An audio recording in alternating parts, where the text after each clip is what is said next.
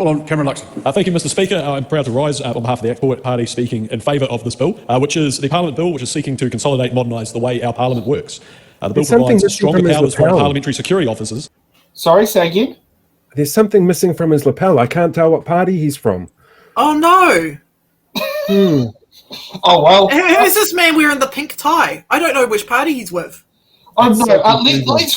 Let's rely on the name Chiron. It does say act list. Oh, I thought he was just acting like a performer because it's a stage and there's no way of being able to identify which party he's with. But don't you like that? Act list?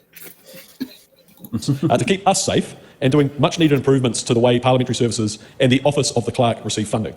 It's an update to the provision. It also includes an update to provisions of members' work-related expenses.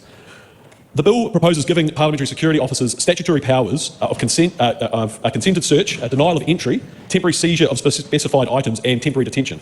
These are all very important powers, and are going to require a lot of scrutiny. These powers would apply to the parliamentary precinct, and in respect of any other parliamentary meetings, including select committee meetings that take place off the precinct. These powers may also apply to electorate and community officers in certain circumstances, which in the modern world, unfortunately, is becoming more required.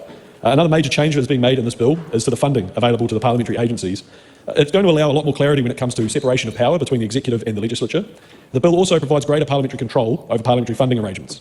This review includes the review, which took place in 2020, includes a few changes that Parliament would make Parliament more family-friendly, such as expanding the definition of a family member so that a caregiver can be funded in certain situations, and expanding the definition of dependent child. Now that is going to be over the age of 18, but still, as long as they're still attending a secondary school. We hope, and I hope, that this provides a much more transparent process for MPs and their family, as well as clarity for the taxpayer.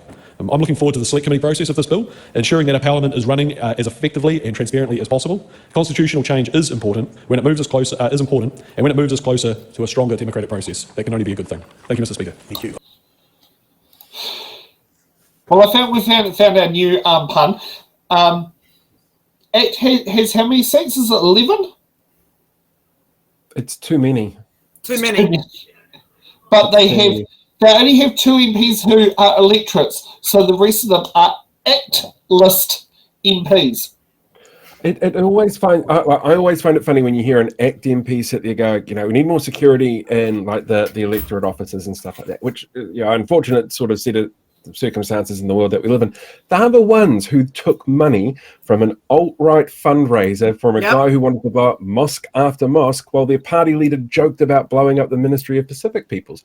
But it's such a terrible world we live in. We have no idea how we got there. I agree. Give more security to the to anything Pacific related to keep these people away. Mm-hmm. I wonder if Nicole McKee's house would end up having an electorate office put in the front of it so it can guard her guns.